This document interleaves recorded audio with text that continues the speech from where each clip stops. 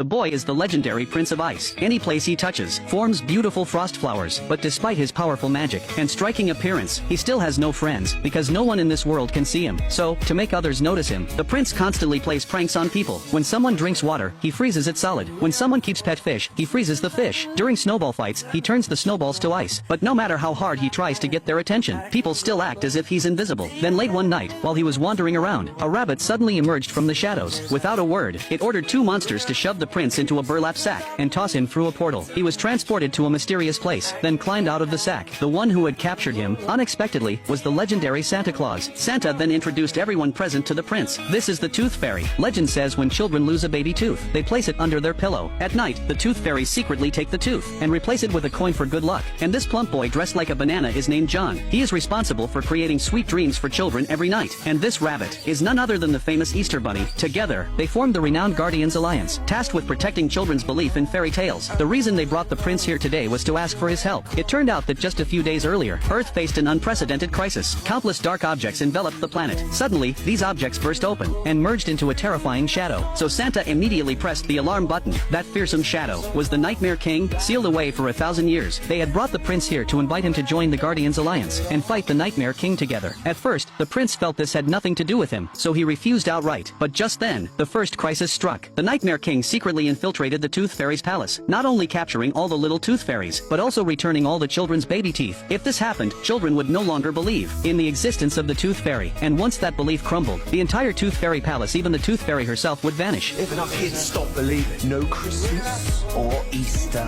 or little fairies that come in the night, there will be nothing but fear and darkness and Hearing this, the prince grew furious and instantly gave chase, but the cunning Nightmare King vanished after a few leaps. Seeing the Tooth Fairy's despair, the prince hurried to comfort her. It was then that he learned that the baby teeth stolen by the Nightmare King held children's most precious memories. When those children grew up and faced difficulties, these memories would resurface to help them. A thought struck the prince. If he could recover those lost baby teeth, couldn't he also recover those lost memories? Just then, the Tooth Fairy's feathers began to molt, and her entire palace slowly started to corrode. It seemed the children were already losing their belief in her. The boy had just fallen asleep when a group of mythical figures appeared in the house. It turned out that after the Nightmare King destroyed the Tooth Fairy's palace, they decided to help the Tooth Fairy collect baby teeth. While taking the baby teeth, they would place various gifts by the children's pillows. They also started a competition to see who could collect the most baby teeth. Santa Claus kept climbing down chimneys of every house and collected 2 baby teeth as soon as he entered. The Easter Bunny quickly collected 5 baby teeth. Soon, they had each finished collecting teeth and gathered in this boy's house. Just as they were comparing who had collected the most baby teeth, the little boy suddenly woke up. He could actually see all of them. At that moment, the Sandman tried to use his golden sand to make the child fall asleep, but he was pounced on by the boy's dog. In the end, Santa Claus and the others were hit and entered their own beautiful dreams. But suddenly, the Nightmare King's black horses appeared outside the window. Seeing this, Jack Frost charged out immediately. Worried about Jack's safety, the Sandman followed. Any black horse touched by the Sandman would be assimilated and absorbed by him. Meanwhile, Jack Frost could freeze the black horses directly.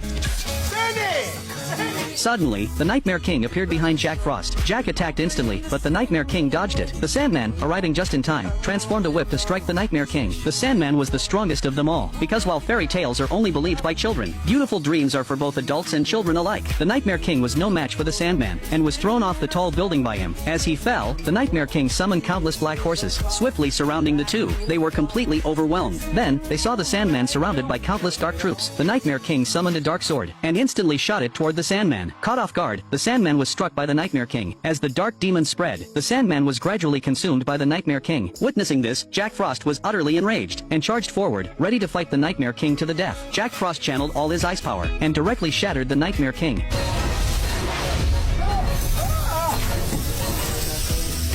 But the Nightmare King had no intention of letting them off easily. On the night before Easter, Jack Frost heard someone calling his name. Following the voice, he discovered it was the Nightmare King's lair. The Nightmare King suddenly appeared, holding a gleaming golden box that contained Jack Frost's lost memories. But in that moment of hesitation, he was trapped there the entire night. He didn't realize he had fallen into the Nightmare King's trap. By the time he escaped, Easter had been completely ruined. The Nightmare King had invaded the Easter Bunny's burrow, destroying every Easter egg. All the children had stopped believing in Easter. What made the Easter Bunny even more despairing was that people could could no longer see it, and because Jack Frost had been missing all night, he completely lost the trust of his companions. Just as he was brooding, the Nightmare King's voice echoed once more. They never really believed me. I was just trying to show you. Hearing it, Jack Frost grew even angrier, and immediately turned to fight him. Seeing that his provocation had failed, the cunning Nightmare King used the little tooth fairy to threaten Jack into handing over his staff. The kind-hearted Jack Frost had no choice but to agree, but the Nightmare King went back on his word, hurling Jack off a cliff, and snapping his staff before throwing it down. Now, without Jack Frost, the Guardians were no match for the Nightmare King. The once strong Easter Bunny had become the cute figure he is now. Even Santa Claus could barely stand steadily, and so, fewer and fewer children in the world believed in fairy tales. 5, 4, 3, 2, and now, only one remains. The ice beneath the little girl's feet began to crack. Her older brother reassured her, telling her not to move, but just as he tried to step forward to rescue her, the ice started cracking even faster. Seeing the situation grow more dangerous, the brother had no choice but to quicken his pace as he moved closer to his sister. He slowly picked up a wooden stick nearby, seized the right moment, and pulled his sister back in an instant. His sister was saved, but he himself fell into the freezing lake. In that moment, he suddenly woke with a jolt. He had just glimpsed his own past life. The prince gathered his resolve once more. He repaired the broken staff, and now he needed to find the last child, who still believed in fairy tales. At that moment, the little boy was on the verge of giving up, when suddenly he noticed frost patterns forming on the window, and on them were drawings of Easter eggs and a rabbit. Then, the prince conjured the rabbit into reality. After delighting the child, the rabbit suddenly burst apart, transforming into a flurry of snowflakes. Watching the snow falling inside the room, the little boy finally saw the ice prince face to face. The prince was overjoyed that someone could see him again, but now, the other guardians were all badly injured, and the Nightmare King was closing in, vowing to eliminate this last child who still believed in fairy tales. The prince refused to back down. Using his magic, he created a long icy path on the road. Seeing how happy the little boy looked, the other children decided to help the prince as well, but with just a handful of kids, they were no match for the Nightmare King, and the swarming army closing in from all directions. Everyone was terrified by the scene. Only the prince stood firm, shielding them all. At the Nightmare King's command, the entire army launched its assault, ready to capture the alliance of guardians. But suddenly, all the children stepped forward, placing themselves in front of the prince, determined to take the first blow for him. Unexpectedly, the attack the Nightmare King took such pride in, the moment it touched the children, instantly transformed into brilliant, shimmering gold. Terrified, the Nightmare King urgently summoned his entire army for one final attack. But by then, the guardians, empowered by the children's restored belief in fairy tales, had fully regained all their magical strength. Realizing he was now at a disadvantage, the Nightmare King merged into the shadows, using the darkness to distract the others, then suddenly reappeared behind the prince, aiming to strike him down. In that critical moment, a golden chain whipped out and sent him flying. All the golden energy began to gather, and within that radiance, the Sandman was reborn. The Sandman yanked the Nightmare King close, and said, "You're not enough." Then, with one powerful punch, he sent the Nightmare King flying. After politely greeting the children, the Sandman swiftly beat the Nightmare King into unconsciousness, with the alliance of guardians turning defeat into victory. All across the earth, golden specks of light, symbols of dreams, began to shine, one after another. Eventually, the Nightmare King woke up, but he no longer posed a threat to anyone. The children had already conquered their fears, so they could no longer see him. In the end, he was consumed by his own terror.